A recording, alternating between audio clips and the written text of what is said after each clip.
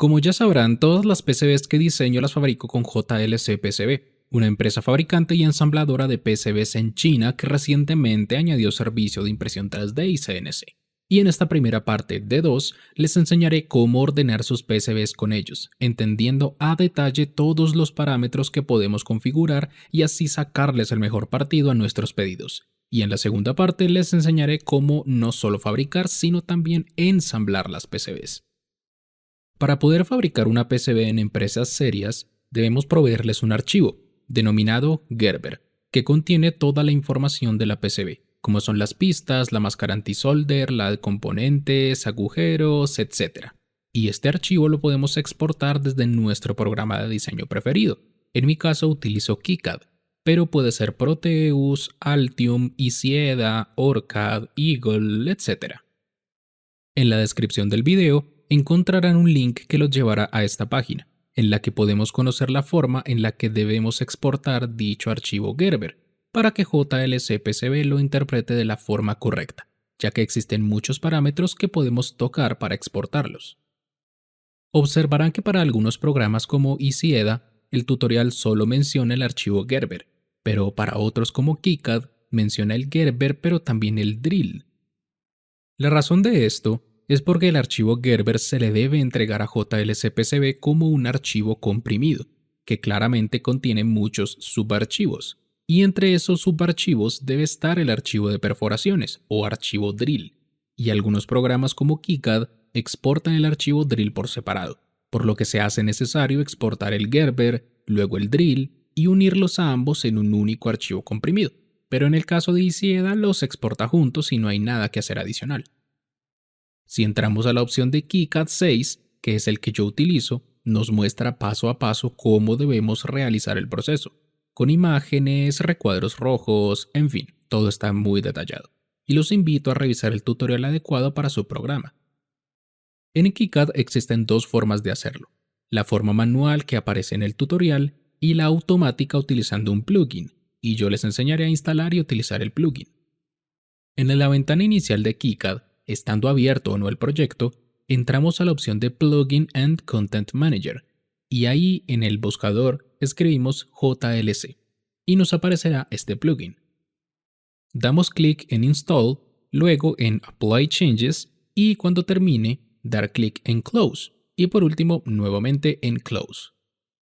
Ahora reiniciamos el programa por si acaso y al abrirlo nuevamente, si entramos al entorno de diseño de la PCB que queremos fabricar, observaremos que, en la parte superior, aparece el logo del plugin con nombre Fabrication Toolkit, y al hacer clic en él, se abre una carpeta que se acaba de crear dentro de la carpeta raíz del proyecto, y en ella encontramos todos los archivos necesarios, es decir, el Gerber, pero además otros como el BOM y el CPL, que son los que veremos en la segunda parte para ensamblar las PCBs. Hecho esto, entren al link que se encuentra en la descripción. Los llevará a la página principal de JLC PCB, y si se registran entrando desde ese link en concreto, podrán acceder a cupones de descuento.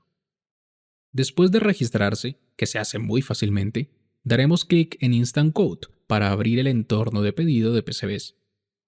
Antes de todo, debo decir que intentaré cubrir la mayor cantidad de opciones posibles en el video, pero dependiendo de cada PCB en su cantidad de capas, cantidades y cosas por el estilo, podrían aparecer o desaparecer algunas opciones. En la parte superior tenemos 4 opciones, que incluyen la fabricación y o ensamblaje de PCBs estándar, la fabricación y o ensamblaje de PCBs avanzadas, la fabricación de una plantilla o stencil y la impresión 3D y CNC. Las PCBs avanzadas son aquellas que poseen más de 6 capas, y allí no entraremos por ahora. Nos quedamos con las PCB estándar, que nos ofrecen muchas más posibilidades como veremos a lo largo del video. La plantilla o stencil se utiliza para dosificar la cantidad justa de soldadura en pasta sobre los pads de la PCB, y de esta forma podremos posicionar los componentes sobre ella y llevarla a un horno de soldadura para justamente soldar los componentes. Y por último, el servicio de impresión 3D y CNC, del que obviamente no hablaré en este video. Empecemos con los materiales, es decir, el sustrato del que está hecha la PCB en sí. El sustrato más común es el FR4, que es fibra de vidrio. donde FR significa retardante de flama, y se suele acompañar con TG y un número, que indica la temperatura a la que el material empieza a deformarse, por lo que TG 130 indicaría que se empieza a deformar a 130 grados, pero se puede encontrar hasta TG 155 para PCBs que trabajarán en entornos más exigentes. El siguiente sustrato es el flexible, del que probablemente habrán visto en celulares o dispositivos electrónicos compactos y modernos, que permiten unir fácilmente y de forma muy compacta sectores en un circuito, gracias a su delgadez y flexibilidad, aunque también se pueden soldar componentes sobre ellos y se pueden fabricar a una o dos capas. El siguiente sustrato es el aluminio, y si bien el aluminio no es tan buen conductor eléctrico, sí es buen conductor térmico, por lo que este tipo de PCBs se utilizan para circuitos que requieran disipar potencia sobre la misma PCB. La capa superior está fabricada en cobre, y sobre ella se sueldan todos los componentes, mientras que la capa inferior es una capa de puro aluminio expuesto, que actúa como disipador de los componentes soldados en la capa superior, por lo que este tipo de PCBs son exclusivamente de una capa, la superior, aunque existe una pequeña capa dieléctrica entre las dos capas para evitar que entren en contacto entre sí. La capa inferior expuesta también puede unirse a un disipador más grande con tornillos o pegantes térmicos para mejorar la disipación, y la aplicación más común se encuentra en la iluminación, como puede ser una lámpara LED, como la que se ve en esta imagen, es decir, un conjunto de LEDs que se distribuyen uniformemente a lo largo de toda la PCB, y la capa inferior actúa como disipador de dichos LED. En esta tabla podemos observar las especificaciones que puede tener dicha PCB, pero las más importantes que nosotros debemos controlar incluyen el número de capas, el ancho mínimo de ranuras, el diámetro mínimo de las perforaciones, el color de la PCB, el grosor de la PCB, las dimensiones de la PCB, la separación y grosor de las pistas y la separación mínima entre el borde y las pistas. El siguiente sustrato es una mejora al de aluminio, y es el reemplazamiento del aluminio por un núcleo de cobre, por lo que la conductividad eléctrica y térmica se ven mejoradas sustancialmente, principalmente aplicado en circuitos de alta potencia y disipación, como pueden ser fuentes de alimentación o lámparas LED, pero esto supone un aumento considerable en el precio, además de corroerse con mayor facilidad. Por último tenemos las Rogers y PTFE Teflon, que utilizan materiales vendidos por la empresa Rogers, y dichos materiales son de muy alta calidad, lo que asegura que las PCBs fabricadas con dichos materiales ofrecerán un desempeño excepcional para aplicaciones de alta frecuencia, ofreciendo pérdidas por el dieléctrico mucho menores, pero claro, su costo es bastante elevado. En este tutorial me centraré en las PCBs de fibra de vidrio, y si desean un tutorial dedicado a alguno de los otros sustratos, háganmelo saber en los comentarios. Vamos a tomar como ejemplo el cargador para baterías Li-ion o LiPo de 3.5 amperios que subí anteriormente, y se los dejo en las tarjetas por si aún no lo han visto. Si arrastro o abro el archivo Gerber sobre este botón, la página analizará algunos aspectos intrínsecos de la PCB, como puede ser el número de capas y sus dimensiones, y se nos muestra una pequeña vista previa en la parte superior, tanto de la capa superior como de la inferior, y lo que detectó en este caso es una PCB de dos capas con dimensiones en milímetros y en pulgadas. Como ven, la cantidad de capas se ajusta automáticamente, así como las dimensiones, y lo primero que podemos cambiar es la cantidad de PCBs. El primer diseño de este pedido, que en este caso sería el diseño del cargador, tiene un descuento especial. Como ven, 5 PCBs costarían $4, pero están costando solo 2. Y si subimos la cantidad a 10 PCBs, ya no hay descuento y nos cuesta $5. Este descuento para 5 PCBs nos lo dan siempre en el primer diseño del pedido, pero para el segundo diseño del pedido en adelante ya no aplica. El precio de 2, 4 o $5 para 5 o 10 unidades se mantiene siempre y cuando la PCB sea de una o dos capas y el tamaño de nuestra PCB sea de máximo 10 por 10 centímetros. Y para el caso de una PCB de 4 capas, estos precios se mantienen, pero para una PCB de máximo 5 por 5 centímetros, aunque siguen manteniendo un buen precio para dimensiones entre 5 por 5 y 10 por 10 centímetros, que es de $7. Pero más adelante veremos qué opciones pueden aumentar esos precios. Ahora vamos con el tipo de producto, en el que seleccionamos si dicha PCB se aplicará a un producto que se utilizará en el sector de electrónica de consumo o industrial, o al sector aeroespacial o al sector médico. La diferencia entre el básico, por así decirlo, y el aeroespacial y el médico es el tipo de pruebas que JLC-PCB le realiza a las PCBs para determinar que son aptas, y de esta forma asegurar la seguridad de los usuarios que entrarán en contacto con los productos que llevarán esas PCBs. Para dos o más capas se aplica obligatoriamente la medición Kelvin, de la que hablaré más adelante, y para 4 y 6 capas se fabrica la PCB con FR4 TG155 obligatoriamente. En el siguiente parámetro podemos especificar si la PCB contiene más de un diseño en el mismo Gerber, y procedo a explicar. Como les dije anteriormente, una PCB de 10 por 10 centímetros o menos tiene el mismo costo, por lo que podríamos diseñar tres circuitos distintos en una misma PCB de 10 por 10 centímetros y después en casa cortarlos manualmente. Pero esto genera un sobrecargo, ya que genera complicaciones a la hora de producirla, por lo que no les recomiendo hacer esto. Quedémonos con un solo diseño por PCB.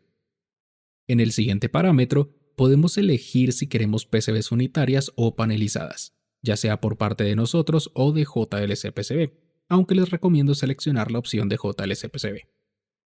Si seleccionamos PCBs unitarias, recibiremos todas las PCBs separadas, pero si elegimos panelizadas, recibiremos un panel que incluirá las PCBs en forma de matriz, de una cantidad de filas y columnas determinadas por nosotros mismos, y después las separaremos manualmente con poca presión, tal cual como si estuviéramos partiendo una chocolatina o una galleta, y esto nos puede ahorrar algo de dinero a la hora de fabricar bastantes PCBs.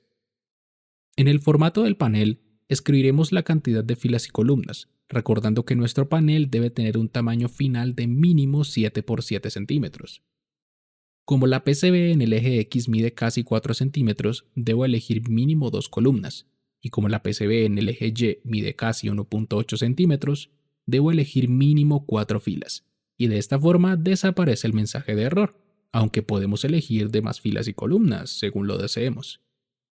Ahora, con la opción de Edge Rails, podemos añadir un borde de PCB vacía en 2 de los lados del panel o en 4 de los lados del panel, que también se parte muy fácilmente, y a pesar de que tiene un sobrecargo muy pequeño, pueden ser muy útiles a la hora de soldar o ensamblar una PCB por nuestra cuenta con máquinas que posicionen y o suelden los componentes, en dado caso de que deseemos ensamblar todas las PCBs de golpe sobre el panel, y una vez estén listas, las separamos. Si seleccionamos uno de ellos, aparece un campo que podemos rellenar con el grosor de dicho borde, según el que sea necesario, que por defecto es 5 milímetros. Regresando a un panel sin borde, voy a seleccionar una cantidad mayor de filas y columnas, que digamos serían 4 columnas y 5 filas. Si nos fijamos en el precio, tenemos $9.4, pero regresando a la cantidad de PCBs, las 5 PCBs que seleccionamos antes se cambiaron a 5 paneles, y como son 5 paneles y cada uno de ellos contiene 20 PCBs, en total recibiríamos 100 PCBs. Si desactivamos el panelizado por un momento y selecciona de forma individual las 100 PCBs, podemos ver que el precio sube, ahora es de $11.4, por lo que de esta forma podremos ahorrar un poco de dinero para fabricación de PCBs en masa, por así decirlo.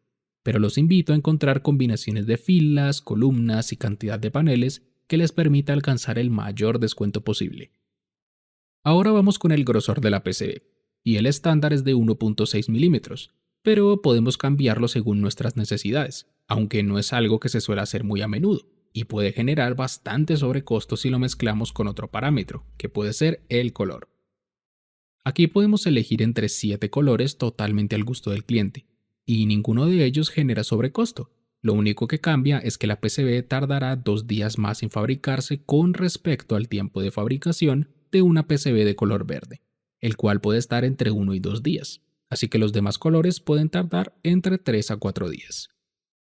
Si se me ocurre poner color amarillo, vemos que la opción de 0.4 milímetros ya no está disponible, pero aún así, si bajo siquiera a 1.2 milímetros, el precio sube hasta poco más de $18, indicándome que casi nadie pide esa combinación, es decir, una PCB de 2 capas, grosor de 1.2 milímetros, acabado en Hassel con plomo y grosor del cobre de 1 onza, estos dos últimos ya los explicaré, y nos sugieren cambiar a color verde para evitar este sobrecargo. Sin embargo, si cambio a color rojo, esto ya no ocurre, por lo que nuevamente los invito a jugar un poco con los parámetros para lograr el menor sobrecargo. Ahora pasaremos al color del silkscreen o la máscara de componentes. Por defecto solo aparece una opción, la blanca, pero si cambiamos el color de la PCB a blanca, ahora se configura a negro, que tiene todo el sentido del mundo. Sigue ahora el acabado de la PCB, que puede ser Hassel con plomo, Hassel libre de plomo o ENIG. Hassel, en resumen, indica que toda exposición de cobre será cubierta con una capa de soldadura con plomo. Las ventajas de realizar este procedimiento incluyen economía y prevención de la corrosión, pero en el caso del SMD, el pad no queda nivelado ni plano con respecto a la PCB, por lo que los componentes pequeños podrían tener problemas al soldarse.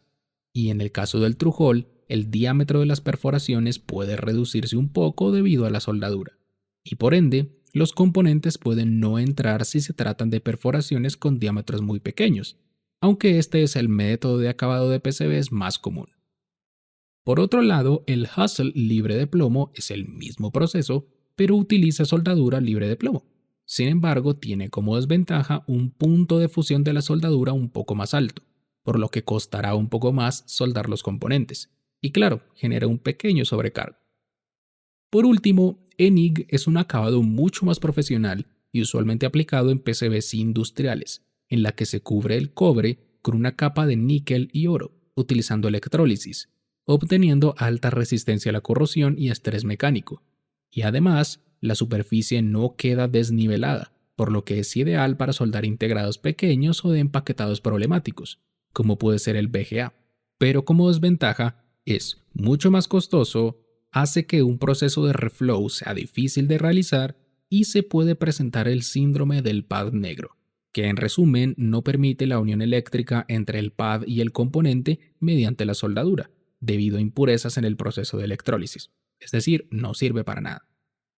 Regresando a Hassel con plomo, encontramos al grosor del cobre de la PCB, que puede ser de 1 onza o 2 onzas, y la pregunta es, ¿por qué se usa una medida de masa para una medida de longitud? Esto es muy simple. Si tenemos 1 onza de cobre, que es aproximadamente 28.35 gramos, y la aplanamos sobre una superficie de un pie cuadrado, que es aproximadamente 0.093 metros cuadrados, el grosor resultante del cobre es de 34.8 micrómetros, y este es el grosor asociado a 1 onza. Pero también existe el de 2 onzas, que como ya imaginarán, representa un grosor de 69.6 micrómetros. La mayoría de PCBs de 2 capas se fabrica a 1 onza, pero en PCBs de 4 capas, las capas internas tienen un grosor de 0.5 onzas, aunque se puede seleccionar también para 1 onza, pero es mucho más costoso. Aunque regresando al caso de 2 capas, si la cantidad de corriente a gestionar es muy alta y no pueden aumentar más el ancho de las pistas, aumentar el grosor del cobre puede ser una opción, pero como se lo imaginarán es bastante costoso hacer este cambio. Y de hecho, aparece nuevamente la nota de antes, recordándome cambiar el color a verde, y si lo hago el costo ya no sube tanto, pero sigue siendo elevado. Regresando al caso de 1 onza y luego a una PCB de color blanca, encontramos la cobertura de las vías. En este link que encuentran en el signo de interrogación podrán leer a detalle todas las características de cada una de las coberturas, ya que es mucho tema y no quiero seguir alargando el video. Ahora vamos con un parámetro que nos permite ajustar la tolerancia del corte en el borde de la PCB. El regular es de más menos 0.2 milímetros, que consiste en una única pasada de la CNC que las corta, pero existe uno de precisión de más menos 0.1 milímetros, donde la CNC hace 2 pasadas, siendo la segunda con una broca mucho más fina para lograr mayor precisión en el corte, pero solo está disponible para placas de mínimo 5 por 5 centímetros, y claro, supone un sobrecosto. También podemos elegir si queremos que el archivo de producción sea revisado por un empleado de la empresa y luego nos envíen un correo electrónico enseñándonos cómo quedaría la PCB. Y de esta forma podemos confirmar para que el proceso de fabricación inicie. Y si bien tiene un pequeño sobrecosto, pueden considerar hacerlo, aunque personalmente nunca lo he hecho y mis PCBs siempre han salido como las he diseñado.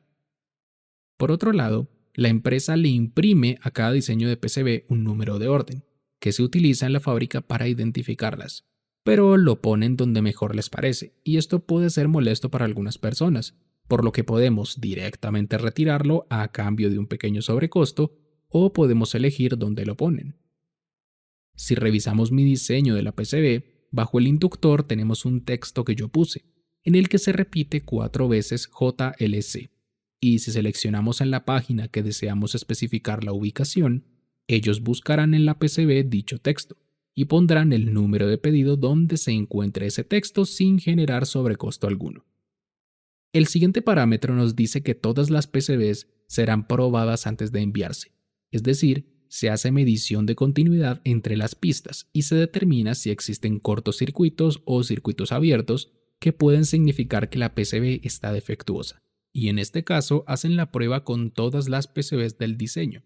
Pero para cantidades superiores, pongamos un ejemplo de 50 PCBs, al regresar a la opción, observamos que se selecciona automáticamente la opción de prueba aleatoria, en la que justamente prueban algunas al azar, pero no todas.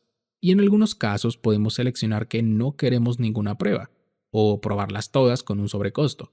Esto, como les he dicho varias veces, es cuestión de jugar según la PCB que tengan, aunque personalmente nunca me ha salido una PCB dañada.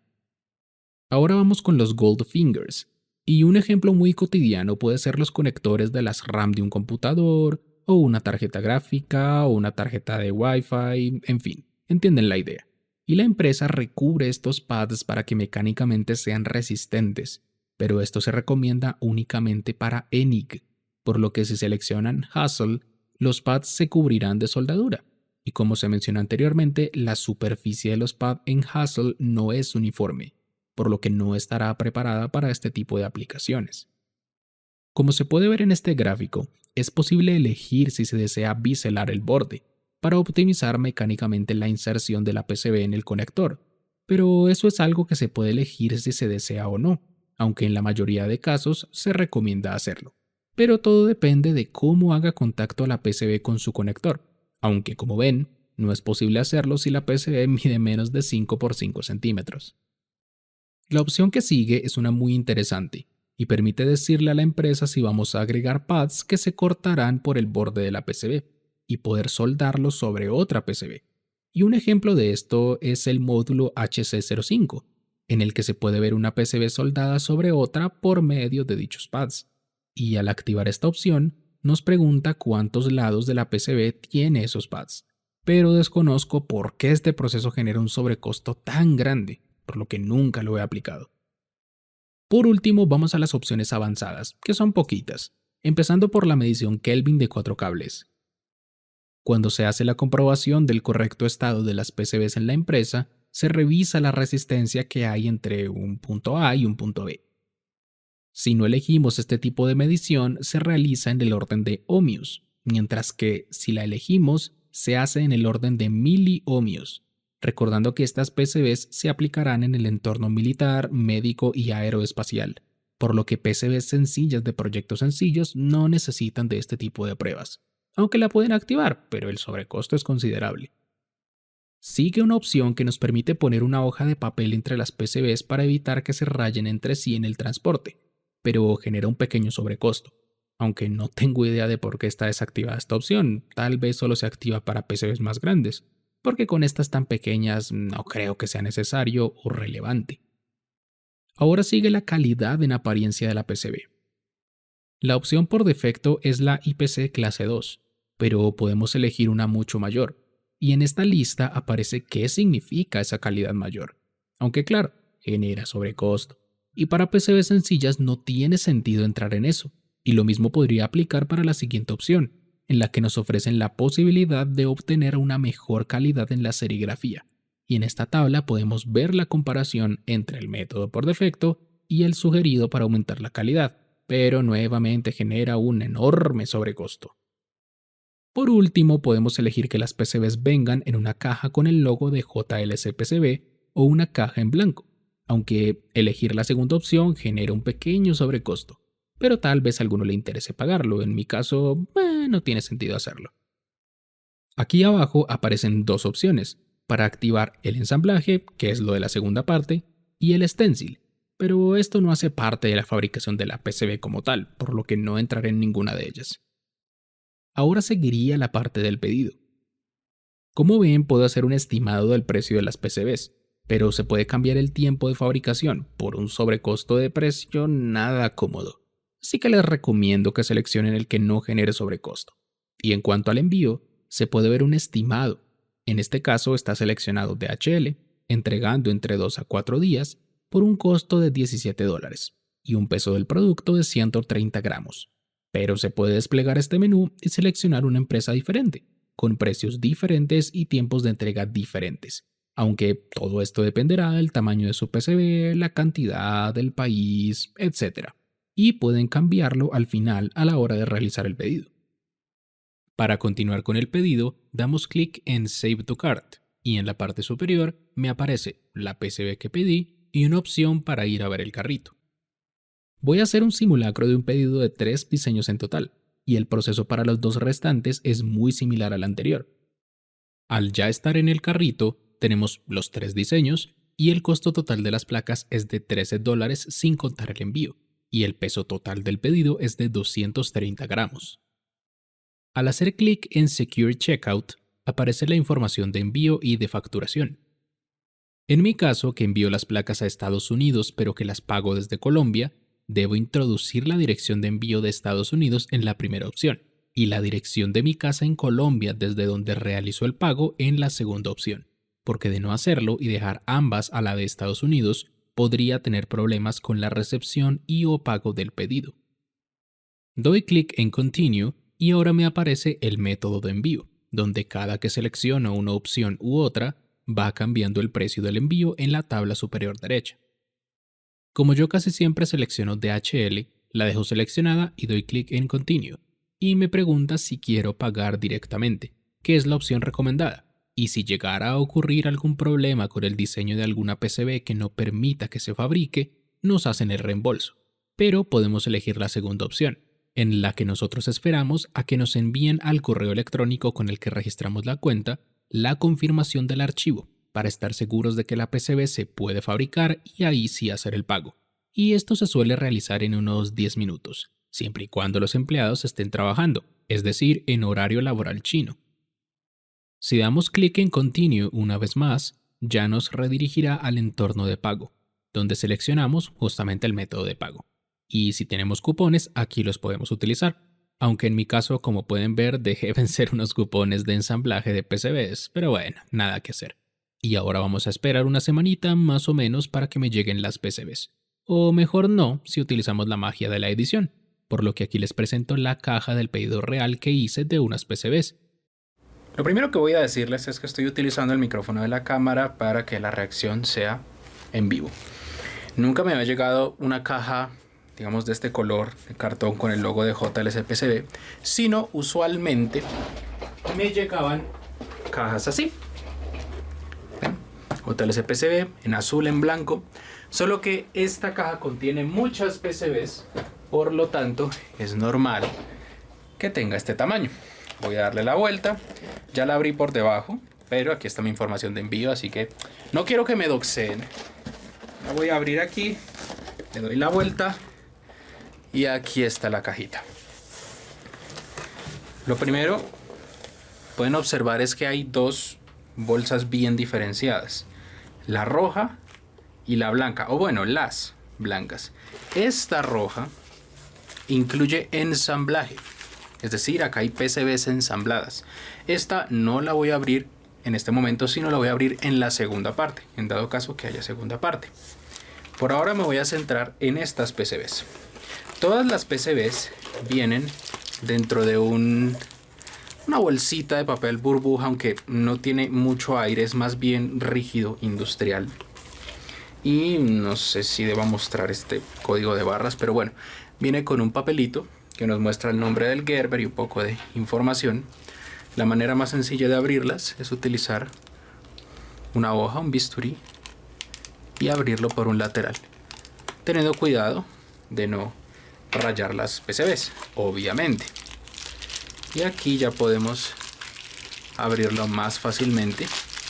Y tenemos, por ejemplo, en este caso, estas PCBs que van a ser para un proyecto que verán próximamente. Solo voy a sacar una porque las otras son iguales, son 5, ¿de acuerdo? Y aquí la podemos ver. Voy a acercar, que la puedan ver con más detalle. Aquí puse el número de orden, es decir, el JLC, bla bla bla. Y como pueden observar, la calidad es bastante buena para el precio que tiene. Ahorita las vamos a ver en el microscopio y así podrán observar más a detalle la calidad de las PCBs, pero la verdad es que nunca me han quedado mal en ese aspecto y en ningún otro. Aquí tengo otra PCB y fíjense que tiene una forma muy curiosa, por lo que sí podemos fabricar PCBs con formas muy curiosas. Ya salió. Eso. Aquí tenemos la PCB color blanco, ¿sí? Muy bien, muy bonita.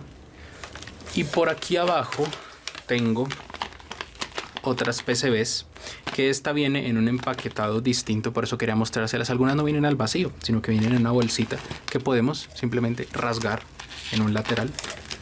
¿Y qué es esto? Bueno, PCBs en aluminio.